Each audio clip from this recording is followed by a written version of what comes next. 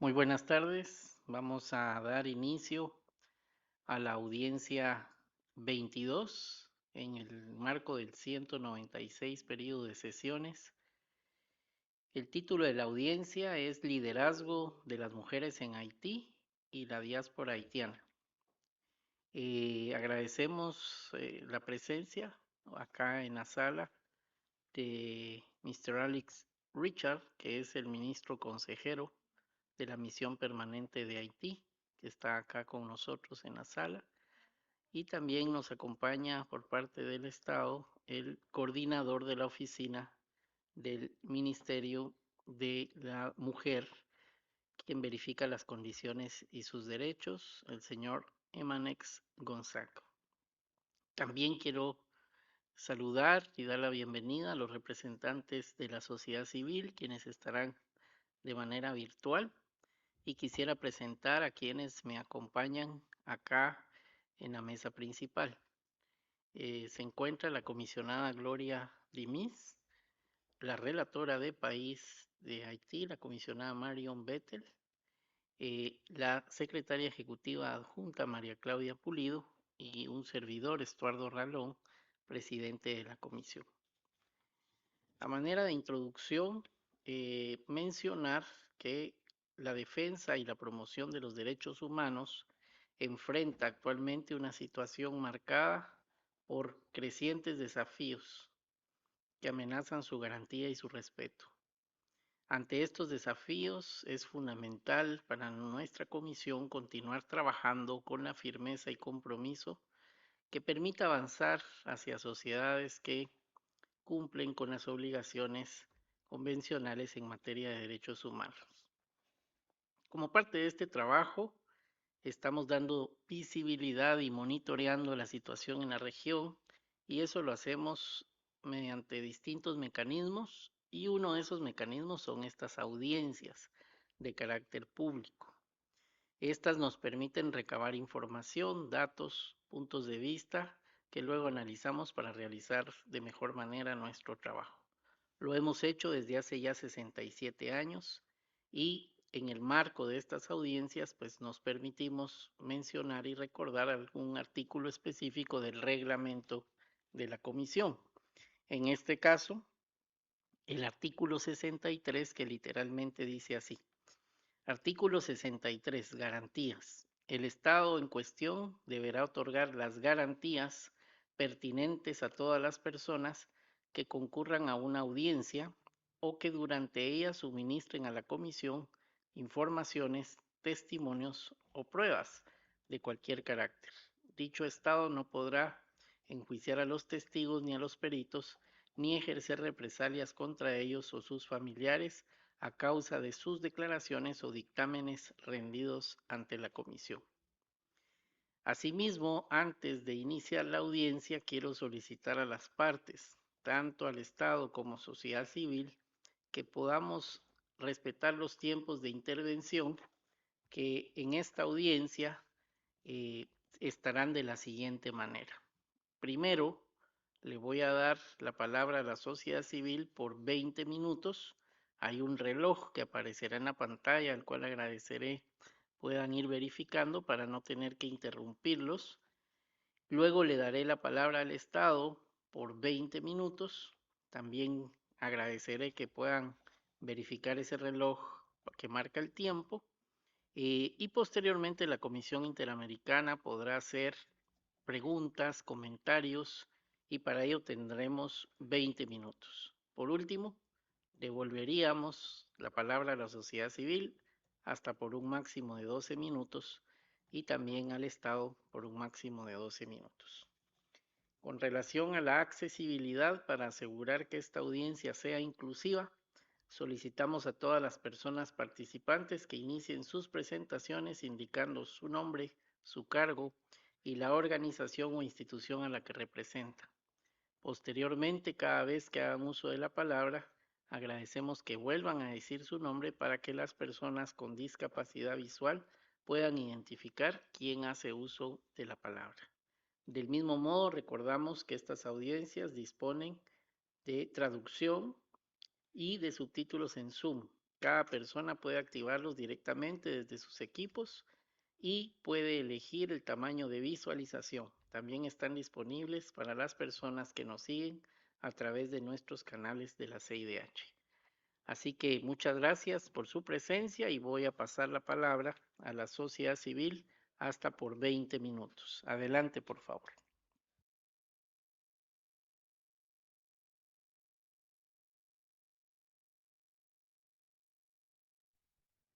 Bonsoir, monsieur. Moi, c'est Gabriel Toussaint. Je suis président de la Ligue culturelle haïtienne pour les droits humains, qui c'est la LCHDH.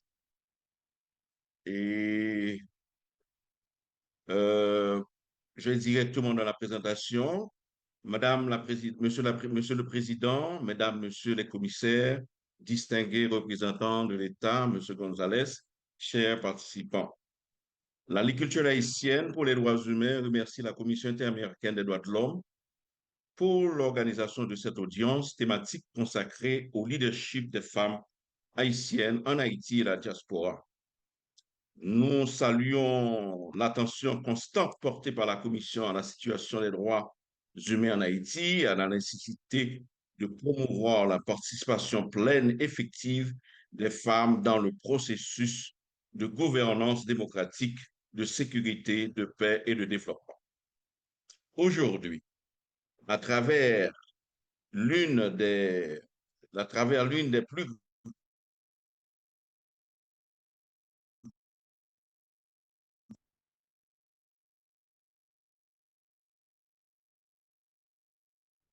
la population, l'affaiblissement des institutions publiques, l'érosion de l'état de droit et la détérioration des conditions socio-économiques ont des conséquences fondées sur les droits fondamentaux de la population. Les femmes et les filles sont particulièrement affectées par cette situation. Dans plusieurs régions du pays, elles sont confrontées à des violences basées sur le genre, à des violences sexuelles utilisées comme instrument de contrôle et d'intimidation, à l'insécurité économique, ainsi qu'à de nombreuses formes de discrimination qui limitent leur accès à la justice, à l'éducation, à la santé et à la participation citoyenne. Cependant, il est essentiel de rappeler que les femmes haïtiennes ne sont pas uniquement des victimes de cette crise, elles sont également des actrices de résilience, de solidarité, de transformation sociale et de reconstruction nationale.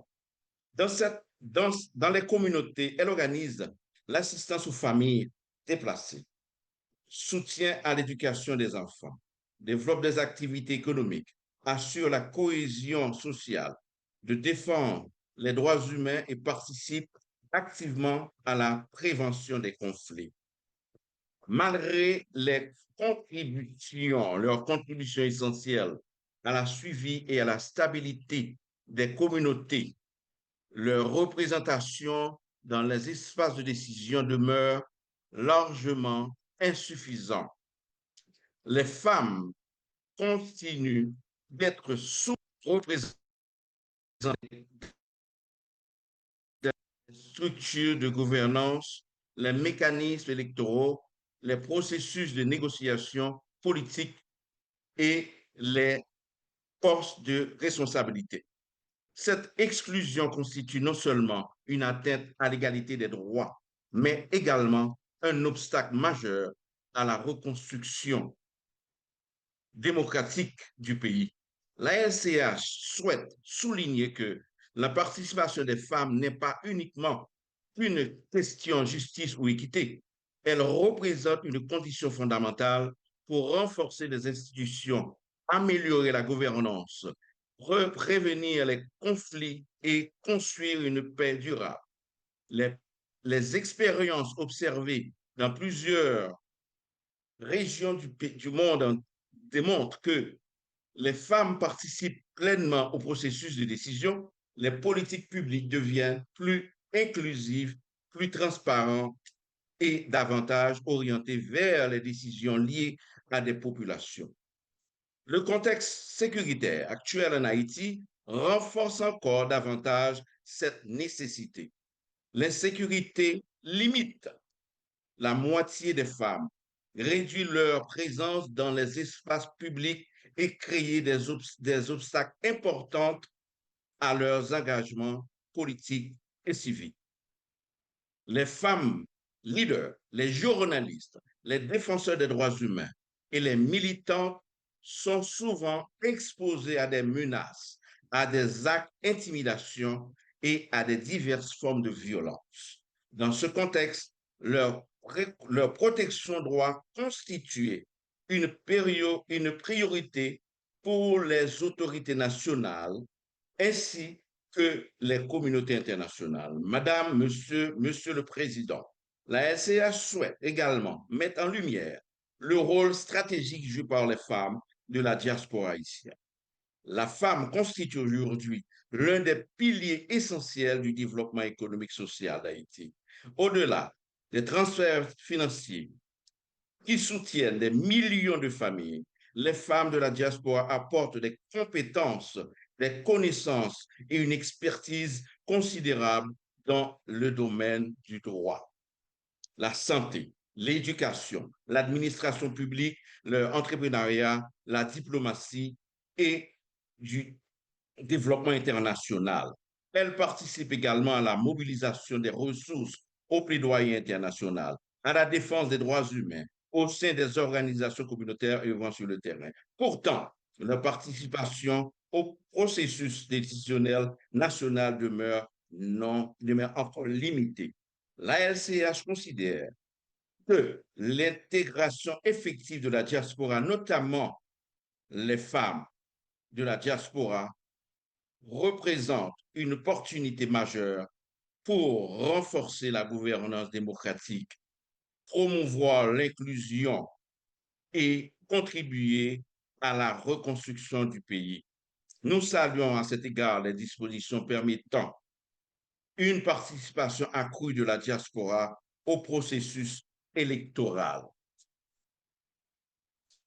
Cette évolution constitue une avancée importante vers une démocratie plus représentative et inclusive.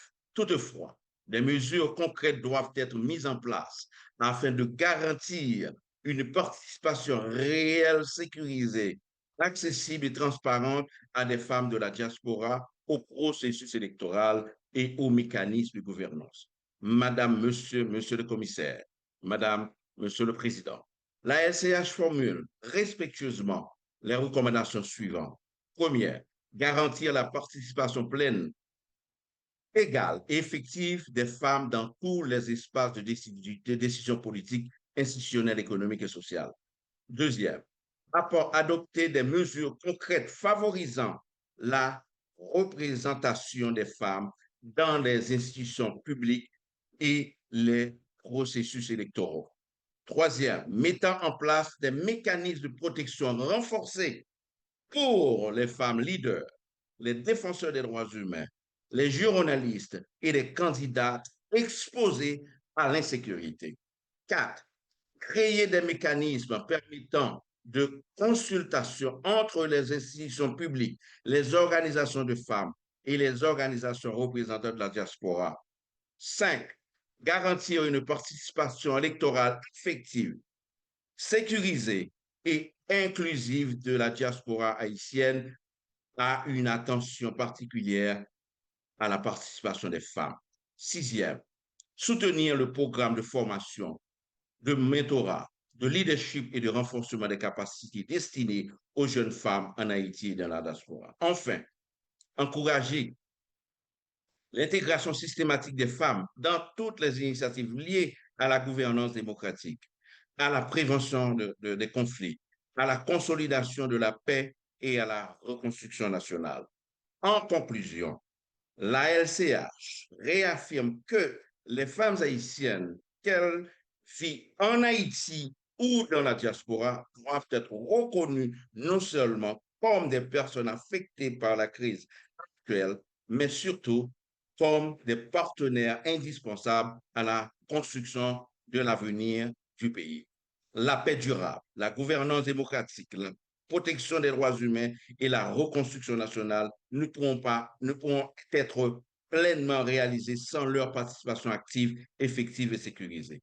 Nous invitons respectueusement la Commission interaméricaine des droits de l'homme à poursuivre ces efforts afin de promouvoir la participation des femmes dans le processus de décision à soutenir les initiatives favorisant leur leadership en Haïti et au sein de la diaspora. Je vous remercie de votre aimable attention. Merci beaucoup.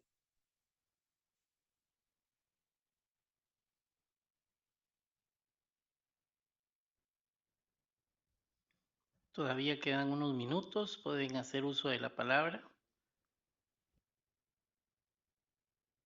J'avais 3 questions à ajouter. Est-ce que je peux toujours ajouter les 3 questions?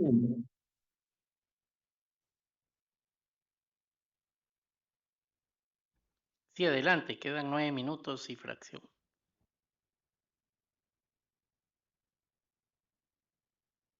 Okay. Les 3 questions que j'ai,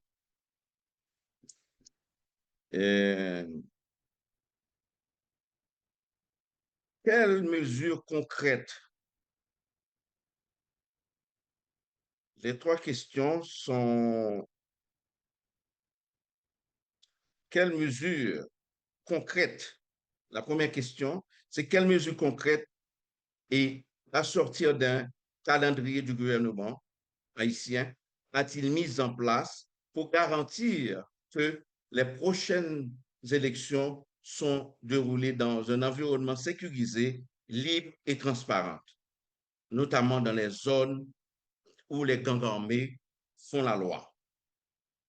Quelles sont les politiques spécifiques que le gouvernement met en œuvre pour assurer une participation pleine, égale et effective des femmes et des hommes et de la société civile au processus électoral et aux institutions de décision, y compris leur protection contre les violences politiques et des menaces liées à tout au long du processus? Quelle est la participation de la diaspora haïtienne, la reconnaissance et l'importance de la contribution de la diaspora haïtienne dans l'avancement de ce pays? Merci.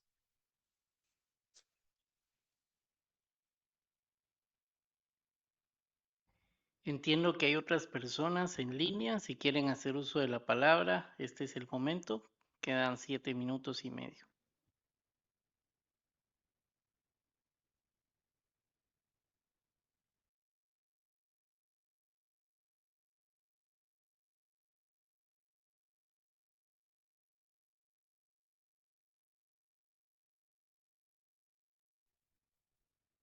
Quelqu'un d'autre peut prendre la parole, mais moi, j'attends pour ma prochaine.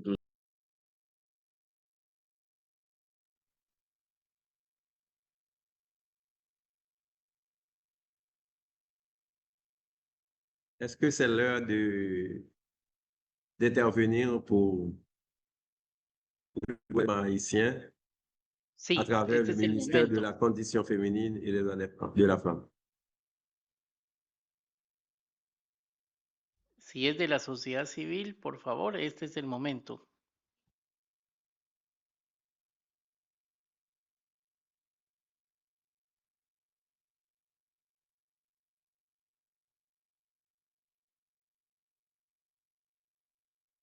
Muy bien, entiendo que la sociedad civil ha terminado su participación, por lo que pido que se detenga el reloj y yo daría Oui, el uso de la oui. palabra al Estado hasta por un lapso de 20 minutos. Así que a partir de este momento son 20 minutos para el Estado. Adelante.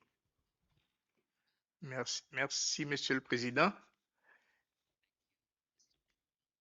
d'avoir convoqué cette réunion et cette audience sur la question du leadership féminin. C'est une question qui tient particulièrement à cœur au gouvernement haïtien et à notre ministre de la Condition féminine et des droits de la femme.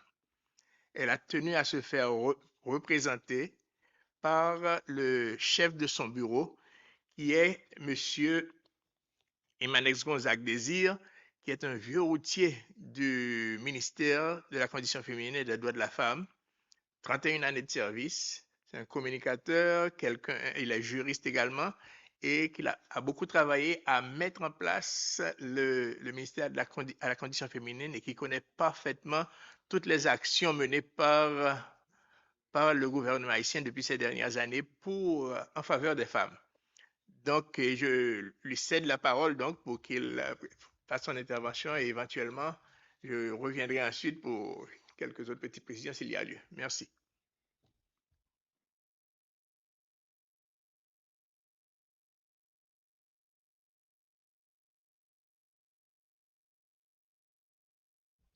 Su micrófono, por favor, si puede poner el micrófono.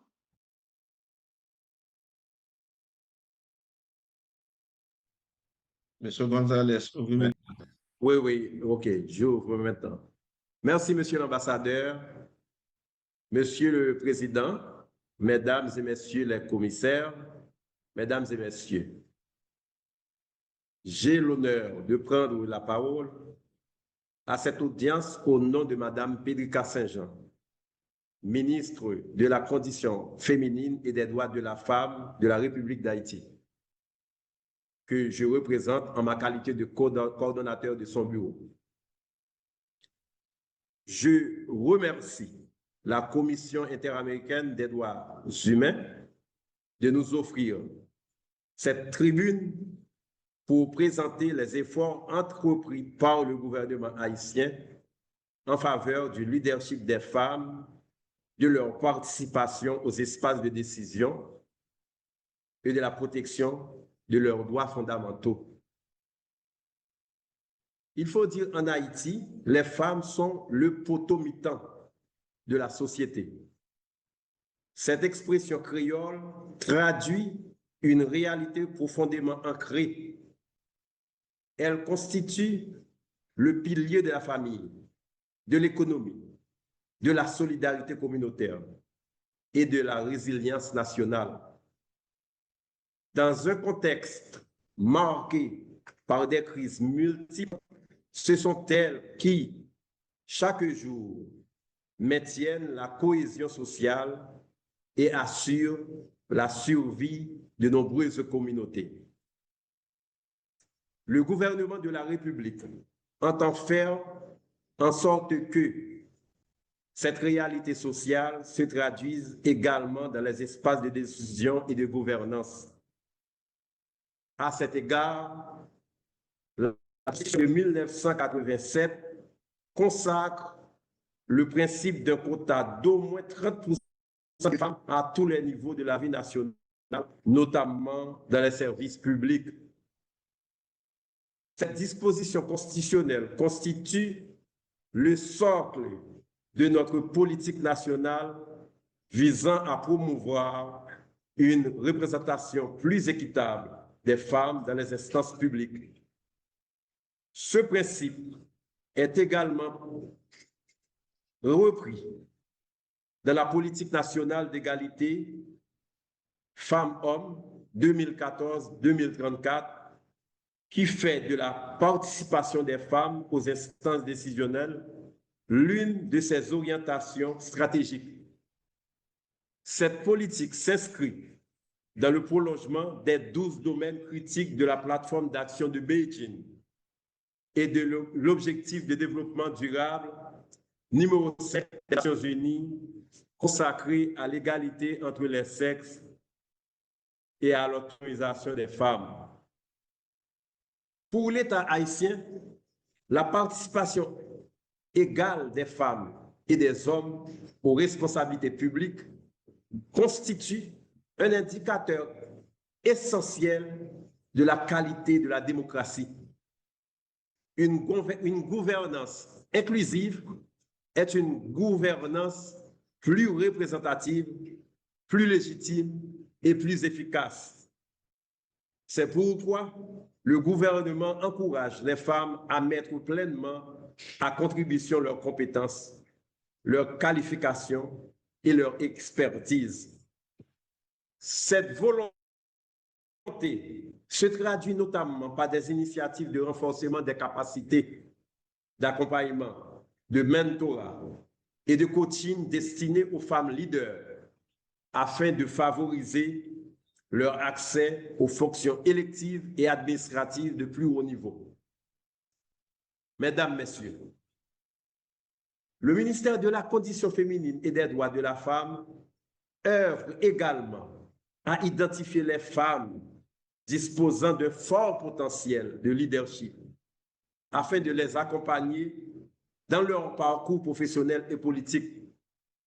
Cette démarche s'adresse en particulier aux jeunes femmes dans la perspective de préparer une nouvelle génération de dirigeantes.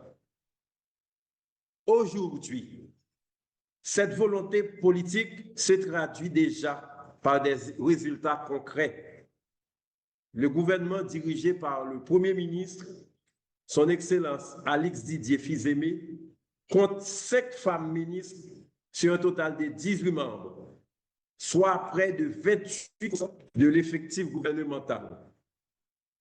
Les femmes dirigent notamment les ministères des Affaires étrangères et des cultes, de la planification et de coopération externe, de la condition féminine et des droits de la du ministère des Haïtiens vivant à l'étranger, ainsi que du ministère du Tourisme. Il faut souligner que pour l'une des rares fois qu'en Haïti, des femmes occupent des fonctions de directrice générale à l'Office national d'assurance vieillesse, à l'unité de lutte contre la corruption, à l'Institut du bien-être social et de recherche, au Centre de facilitation et d'investissement, à l'Office national de partenariat en éducation, à la Commission nationale de désarmement, démantèlement et de réinsertion, à la Secrétaire d'État des collectivités territoriales et au ministère des Affaires sociales et du Travail. Cette progression a été saluée par le secrétaire général des Nations Unies dans son rapport de 2026 sur le Bureau intégré des Nations Unies en Haïti, le BUNI, qui souligne les efforts des autorités haïtiennes pour promouvoir le leadership féminin dans l'administration publique.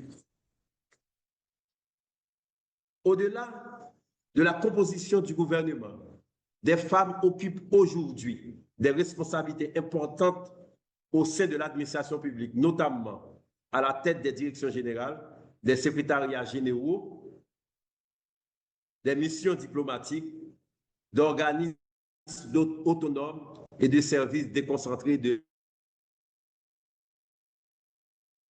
ces efforts afin d'accroître davantage leur présence dans les plus hautes sphères de décision, conformément au principe constitutionnel du quota de 30%.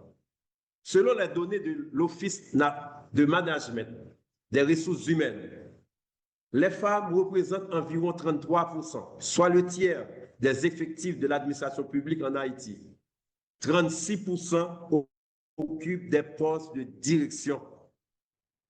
Le décret électoral du 2 juin 2026 maintient le principe constitutionnel d'un quota d'au moins de 30% de femmes à tous les niveaux de la vie nationale et dans les services publics, tout en introduisant des mécanismes incitatifs financiers pour encourager les partis politiques à présenter des candidats.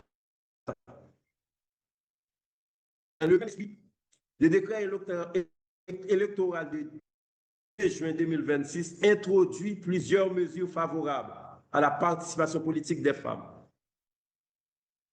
Il prévoit notamment des mécanismes incitatifs destinés à encourager des partis politiques à présenter davantage des candidatures féminines et à respecter les principes d'équilibre entre les femmes et les hommes, conformément aux engagements constitutionnels de l'État haïtien. Le cadre juridique des élections générales de 2026 aborde la place des femmes à travers plusieurs axes. Le quota de 30%. Le texte réaffirme la volonté de favoriser l'application d'un quota de moins de 30% de représentation féminine dans les sphères publiques et les listes des candidatures. L'incitation financière.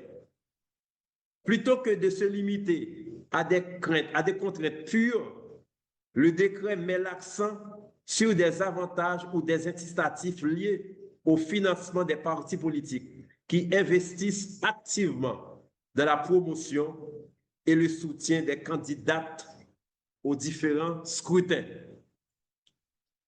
La mobilisation civique, les organisations de femmes et les départements ministériels encouragent l'implication et l'inscription massive des femmes sur des nouveaux registres électoraux menés par le Conseil électoral provisoire pour les élections prévues en décembre 2026.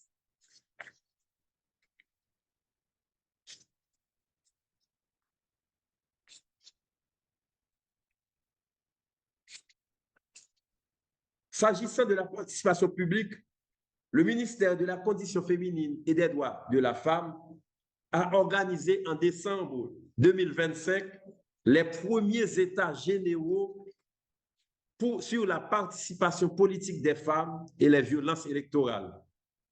Ces assises ont réuni les institutions publiques, les partis politiques, les organisations féminines et féministes, les universités, les partenaires internationaux et de la société civile.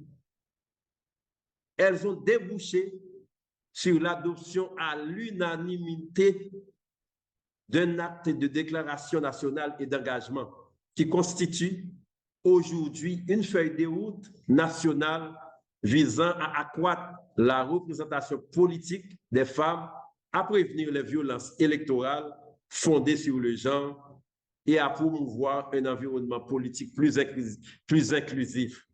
Mesdames et messieurs, la promotion du leadership féminin ne saurait être dissociée de la lutte contre les violences basées sur le genre. Dans un contexte où les femmes et les filles demeurent particulièrement exposées aux violences sexuelles perpétrées par les groupes armés, le gouvernement a placé cette question parmi ses priorités. Sous le leadership du Premier ministre, son Excellence, M. Alix Didier Fils-Aimé, le ministère de la Condition féminine et des droits de la femme met actuellement en place 4 maisons des femmes dans les départements les plus touchés par la crise sécuritaire et humanitaire, à savoir l'Ouest, l'Artibonite, le Centre et la Grand'Anse. Ces structures assureront une prise en charge intégrée des femmes et filles vivantes des violences en leur offrant un accompagnement médical, psychosocial, juridique, économique et des mécanismes de réinsertion conformément aux standards internationaux de protection des victimes. Enfin, le leadership des femmes haïtiennes dépasse largement les frontières nationales. Au sein de la diaspora haïtienne, notamment aux États-Unis d'Amérique, de nombreuses femmes d'origine haïtienne occupent aujourd'hui des fonctions électives, administratives, universitaires, judiciaires, économiques et entrepreneuriales de premier plan. Elles participent activement à la vie démocratique de leur pays d'accueil, tout en demeurant profondément engagées dans le développement d'Haïti. Cette réussite confirme que les femmes haïtiennes disposent des compétences, de l'expérience et de la vision nécessaires pour exercer les plus hautes responsabilités lorsque les conditions de participation sont réunies. Mesdames et messieurs, le gouvernement de la République d'Haïti est pleinement conscient que les défis demeurent importants. Les crises sécuritaires, humanitaire et institutionnelle affecte plus durement les femmes et les filles. Toutefois, elles ne remettent nullement en cause notre détermination. Au contraire, elles renforcent notre conviction que de la sortie durable de la crise passe nécessairement par une participation pleine, effective et égalitaire des femmes à la gouvernance démocratique, à la consolidation de la paix et à la co-construction de nos institutions. C'est dans cet esprit que le gouvernement poursuivra la mise en œuvre de la politique nationale d'égalité femmes-hommes, le renforcement des mécanismes de prévention des violences fondées sur le genre, la promotion du leadership féminin et l'application effective du quota constitutionnel d'au moins 30% de femmes, conformément à la Constitution de la République d'Haïti, à la Convention sur l'élimination de toutes les formes de discrimination à l'égard des femmes, à la Convention de Bellum do Pará et aux engagements pris dans le cadre du système interaméricain des droits de l'homme. Je vous en remercie de votre aimable attention. Merci.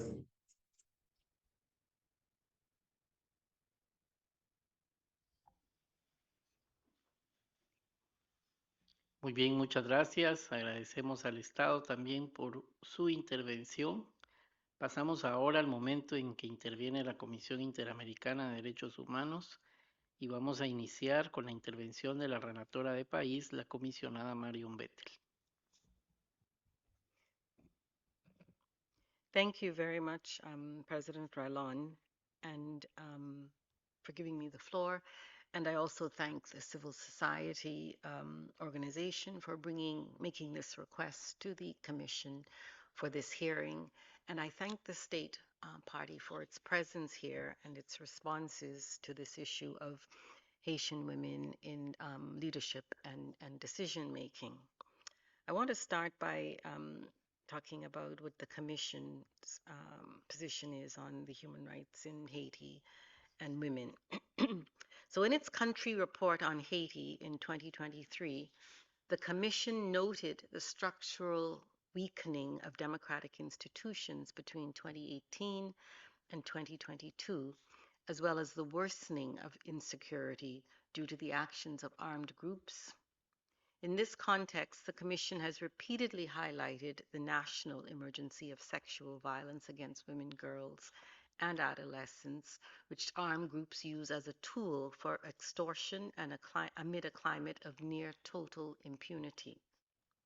Likewise, the Commission has monitored the political transition process in annual reports and press releases, noting that civil society organizations did not participate meaningfully in or are consulted during that process. In this regard, the Commission reiterated that states must implement Security Council Resolution 1325 of the year 2000 on women, peace, and security, which requires women's participation in decision-making and their protection from violence.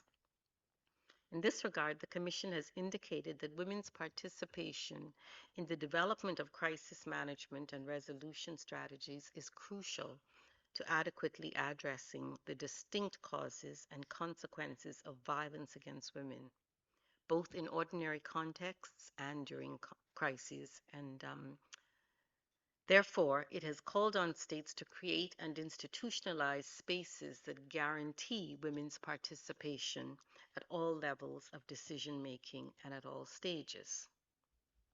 And we've heard here today the government's response that reiterating notions of women, Haitian women as the pillar of the family, the economy, the resilience of the community.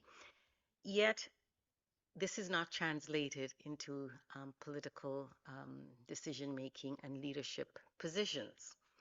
And so we know that Haitian women drive community resilience, economic survival, and political resistance inside Haiti and across global diasporic networks, acting as first responders and organizers despite being systematically excluded from formal governance. And so the question really is, what is this political exclusion all about? What are the root causes of this when we know that the Haitian women are the backbone of the Haitian community? Why is it that even now we're just talking about 28% of women in the cabinet as opposed to the constitutional guarantee? And I want to take that even further, constitutional guarantee of 30%, yet we still see that not being met. And even at the international standard level, now the human rights level, under the UN CEDAW committee, we're talking about 50-50. We're talking about parity in terms of governance. And so it is clear that the state party really needs to, accelerate its commitment to this issue of women's leadership and political participation, and decision making. So my question really is, what are the main obstacles that women face in regard to leadership and decision making in public office? What is the root cause of this? Because we continue to laud women and uphold them as pillars of the community and pillars of sustainability, and yet we do not translate that into women in being active participants, meaningful participants in leadership and governance. And so I ask that question, and I would really like to hear from civil society and the state as to what is the root cause of this near political exclusion of women. It's gradual, but it is not in its fullness, given all that you say about the assets, the social capital of Haitian women, the capacity of Haitian women, which we know. So why isn't that being translated at the highest levels and in terms of numbers and representation? I also then want to look at this issue of gender-based violence, which is very, very difficult and situation, and it is not being addressed in a way that is preventative. So we're hearing now about 4 shelters, but this is after the fact of gender-based violence. How does the state party intend to prevent state violence? Armed groups raping women, girls. What are the preventative measures? And I'd like to ask, fundamentally, what is the root cause of this systematic, and structural gender-based violence against women and girls? What is it um, in the Haitian society and community that is fueling this? We know that there are armed gangs. We know that armed gangs use sexual violence to spread terror, displace communities, and control territory. So that is one aspect of it. But this is a manifestation of a continuation of gender-based violence, period. And this is another manifestation of it. And so women's bodies are being turned into a message of power. This is what one of your leading civil society women, Tina Nadine Anilas, has said. Women's bodies are being turned into a message of power. The whole of society is harmed. And sexual violence is no longer merely a consequence of the conflict. It has become a tool of the conflict. And so women's bodies are at the core of this conflict and sexual violence. And so it is not enough to build shelters. There has to be a comprehensive gender-based violence response, looking at the Belém do Pará Convention and really understanding what are all the dimensions of social forces that are perpetuating and harming women and young girls in regard to gender-based violence. And so I want to stop there because I want to hear from my other colleagues, but political exclusion and gender-based violence are 2 of the core issues that affect women's capacity in terms of leadership and decision making. And the state party has a international, legal, and domestic obligation to address those 2 very, very egregious matters. Thank you.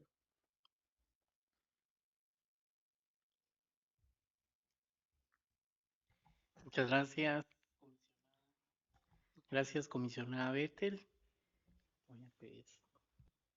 Le voy a dar la palabra a la comisionada Gloria de Mis. Thank you very much, President Ralong, and I thank the representation of civil society that presented today at this hearing. And I think it's very important for the Commission to make room for hearings on Haiti, any issue. I think it's important that in that way we more than express our solidarity, also actively make visible to the international community what is taking place, but more so how we can all support and assist this beautiful country. I have a few questions. And of course, the representative of the state, I'm happy that we have this opportunity to meet now in person, but also have the availability of the state representative who virtually participated and presented. My questions go into maybe a bit different route that has specifically to do with diaspora integration into the topic that we discussed. And I would like to know, how are women in the diaspora legally recognized in electoral laws? And I'm thinking of voter registration, candidacy rules, dual nationality issues, and what reforms are needed to secure their political rights. How can diaspora remittances, expertise, and advocacy be translated into formal roles in reconstruction planning? And that is specifically women in diaspora, advisory councils, consultative processes, joint diaspora national platforms. And my last question is, what mechanisms could be established to ensure their safe, meaningful engagement, including protection against reprisals or digital attacks from non-state or state actors? Thank you very much, President. Muchas gracias, comisionada. Yo tengo algunos comentarios relacionados a esta intervención que hemos tenido. Primero, agradecer a representante de la sociedad civil, también al Estado por su presencia acá en la sala y al haber acudido en un momento institucional muy complejo todavía en Haití. Creo que nos hubiera gustado también escuchar las voces de las mujeres propiamente de manera directa, siendo un tema de la audiencia que se refiere precisamente a las mujeres tanto en Haití como en la diáspora. Y eso me hace pensar, derivado del contexto complejo que hay, de seguridad sobre todo, el riesgo real que puede significar para una mujer en Haití poder dar un testimonio en este momento tan exigente. Y la comisión ha venido monitoreando la situación muy cercana de la crisis de seguridad, donde cerca de 1.5 millones de personas están desplazadas internamente en Haití y más de la mitad son mujeres y niñas.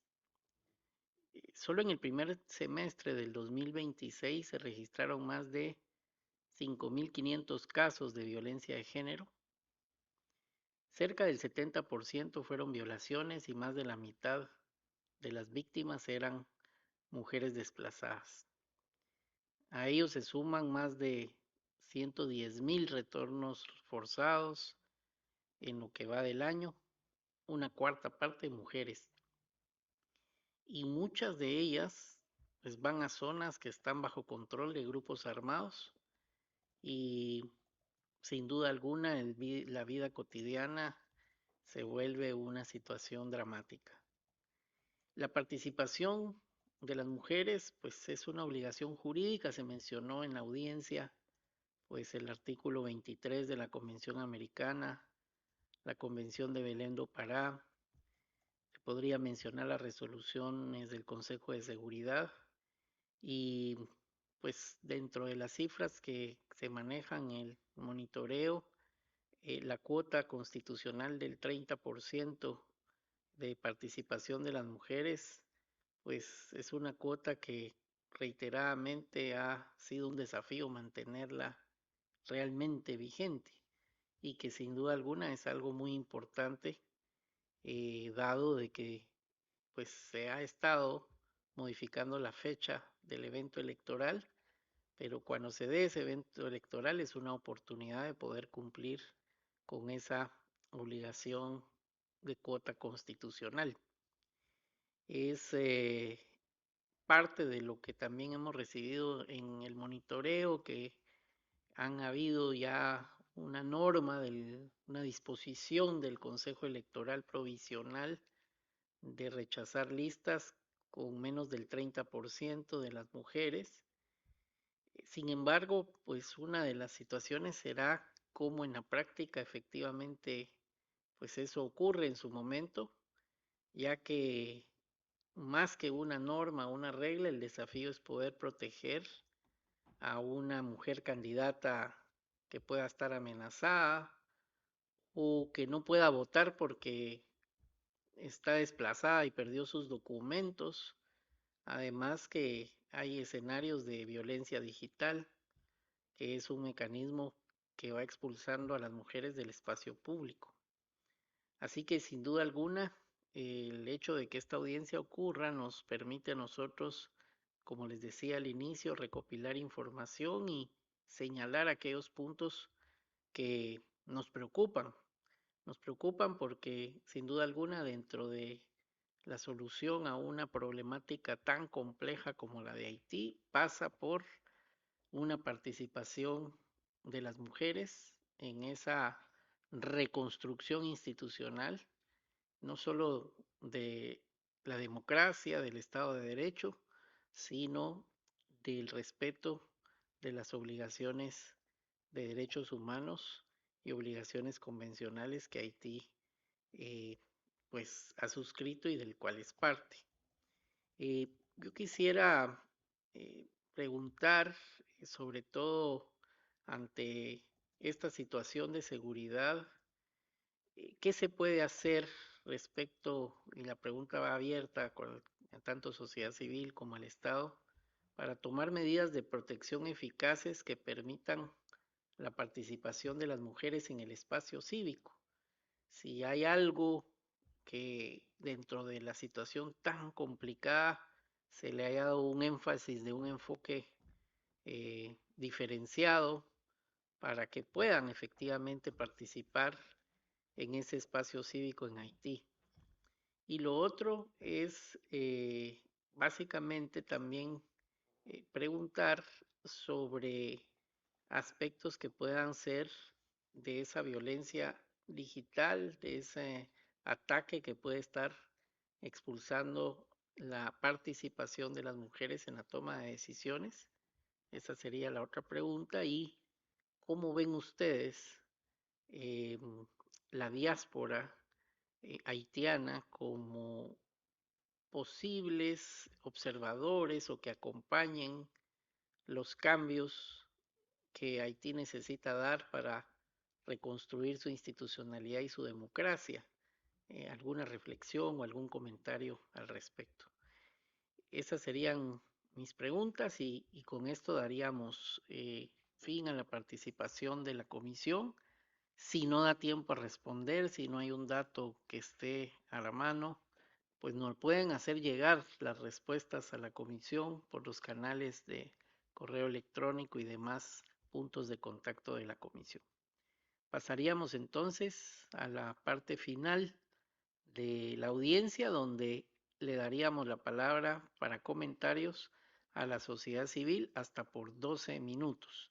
Así que adelante, por favor.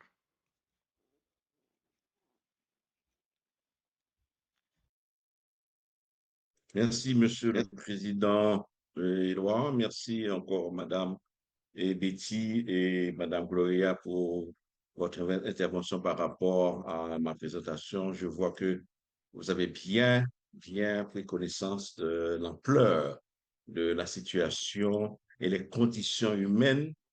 Et depuis 2017 et jusqu'à aujourd'hui, et la situation des droits humains en Haïti et aussi le manque le manque de tout par rapport à l'État.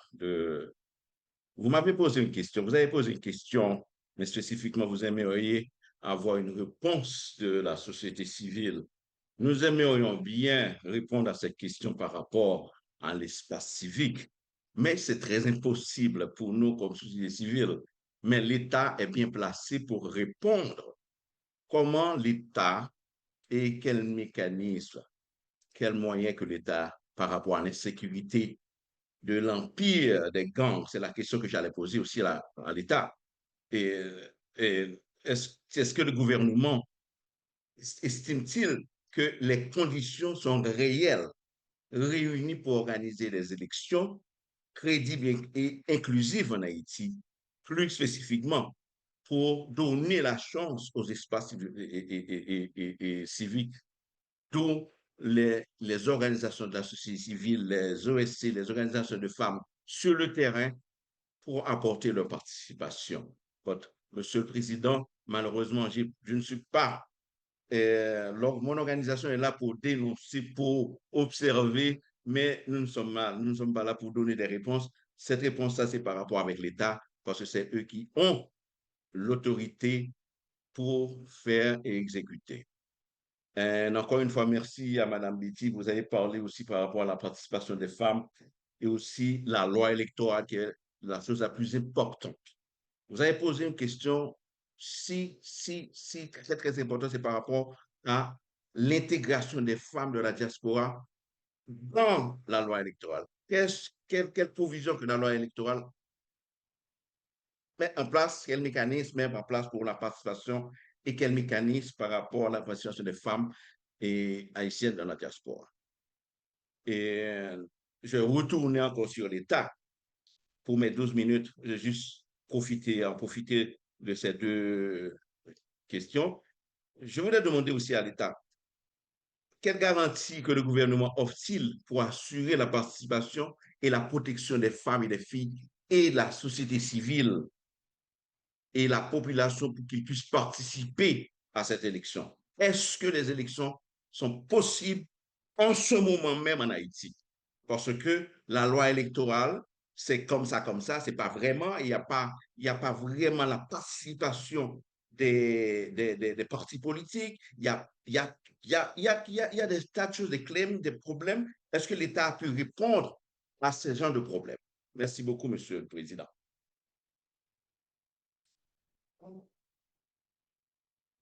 Muy bien, muchas gracias. Entonces le daríamos al Estado la palabra hasta por 12 minutos. Adelante, por favor. Merci, Monsieur le Président. Alors, je ne sais pas si mon collègue du ministère de la Condition féminine et aux droits de la femme souhaite intervenir. Je lui donnerai la préséance et éventuellement, après, je pourrai faire quelques ajouts et répondre à quelques questions précises qui ont été soulevées pendant cette audience. Monsieur Gonzague Désir, est-ce que vous souhaitez répondre à certaines questions? Bon, naturellement, en partie, oui, monsieur l'ambassadeur. Et naturellement, l'État fait ce qu'il doit faire. Et si Monsieur vous vous Désir, rappelez parle bien plus que... fort.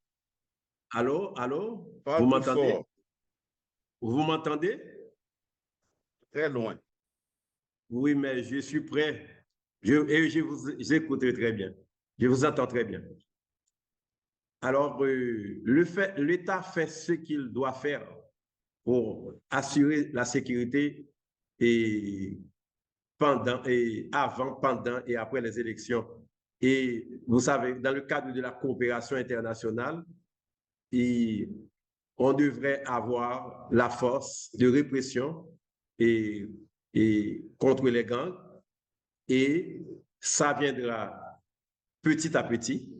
Et la police nationale est déjà engagée. Et vous savez que les élections ne dépendent pas seulement d'une seule institution, ce n'est pas le Conseil électoral provisoire qui va organiser seulement les élections. Le Conseil électoral a un rôle clé dans ces élections, mais toutes les institutions publiques sont impliquées et de leur manière, selon leur attribution, comme le ministère à la condition féminine, qui fait la promotion de la participation politique des femmes aux élections.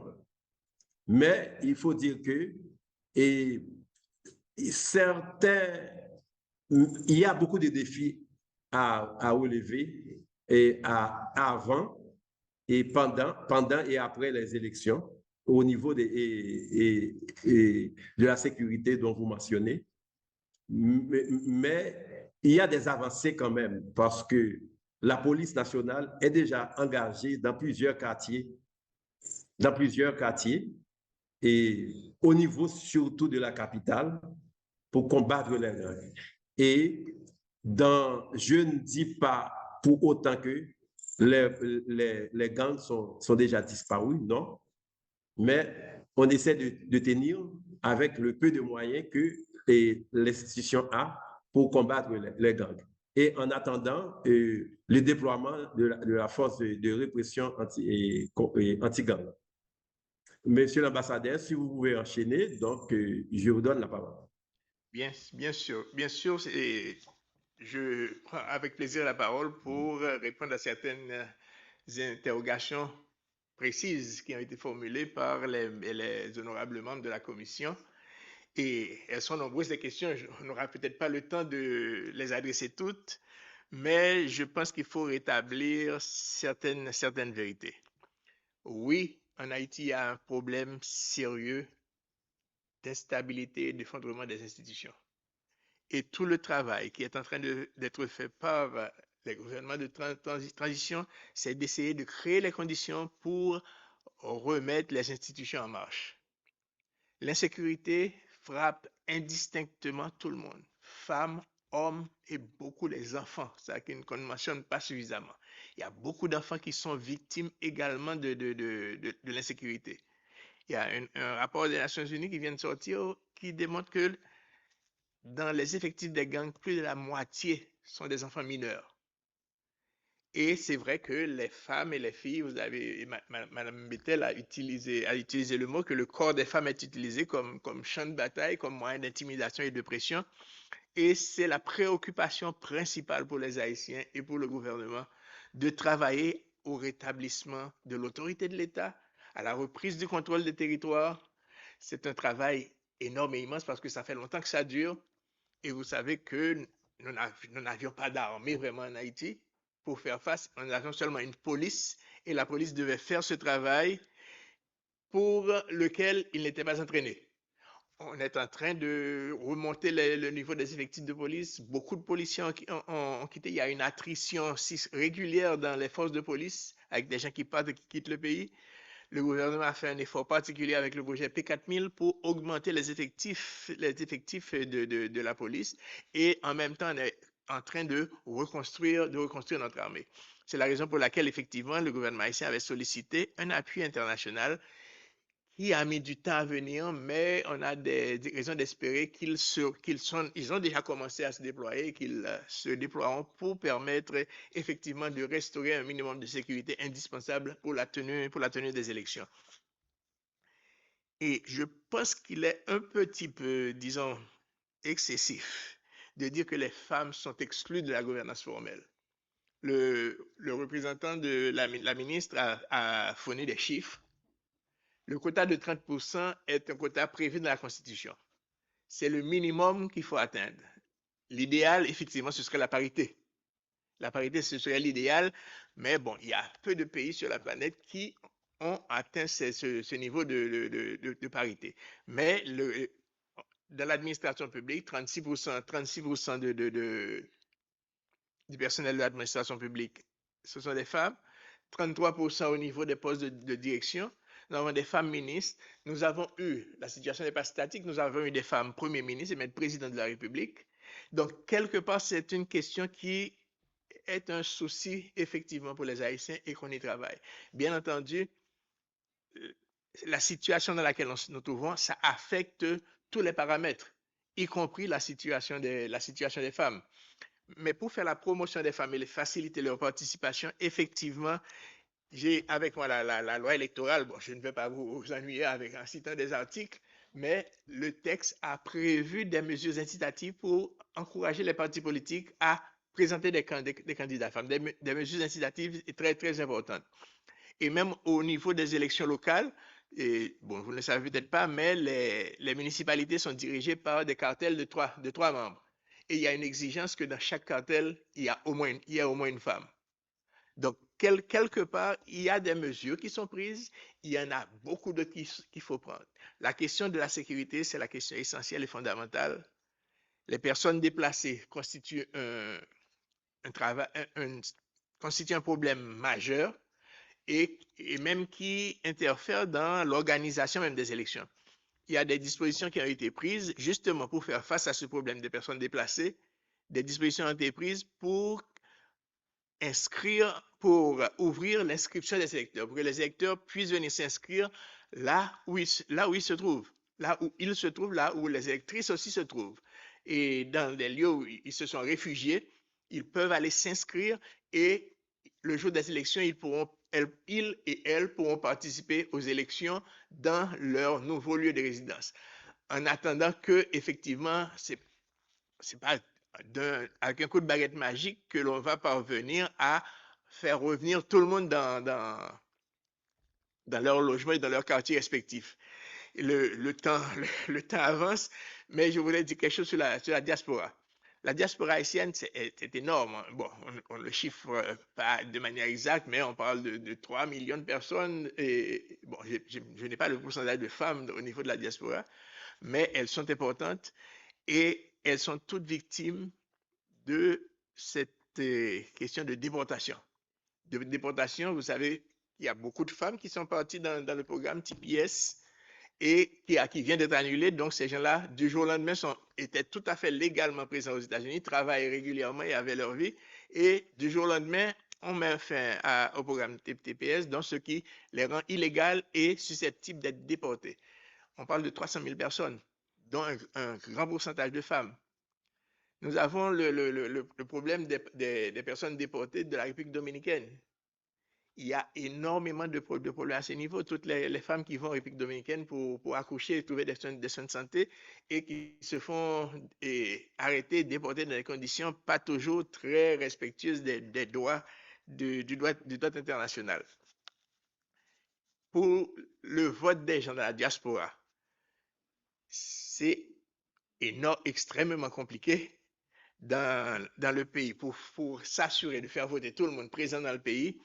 Et dans la diaspora, la volonté est là de faire participer et le gouvernement pense qu'à l'occasion de ces élections, ils vont essayer au moins de faire des programmes pilotes de vote dans certains pays où il y a dans certains endroits où il y a une grosse concentration d'Haïtiens, d'ouvrir les listes de votants pour que ces gens puissent s'inscrire et puissent participer éventuellement aux élections, mais au niveau national, peut-être pas au niveau local pour le moment.